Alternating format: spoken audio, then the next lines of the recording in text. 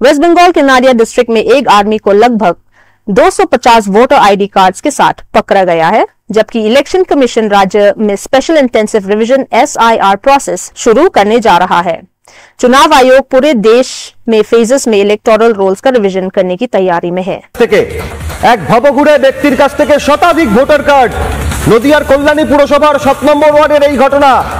ভবঘুরে ওই ব্যক্তিকে দেখে সন্দেহ হওয়ায় জিজ্ঞাসাবাদ করতেই উদ্ধার হয় শয়ে শয়ে ভোটার কার্ড, যার মধ্যে রয়েছে 3টি ডিজিটাল ভোটার কার্ড। ডিজিটাল কার্ডগুলি আসামের, বাকি সব ভোটার কার্ডগুলি নদিয়ার কল্যাণী ও আশেপাশের এলাকার।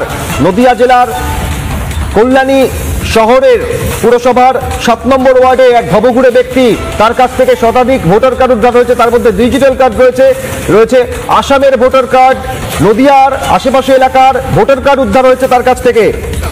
খবর দেওয়া হয় কল্যাণী মহকুমা শাসকের দপ্তরে, FDOর কাছে খবর যায়।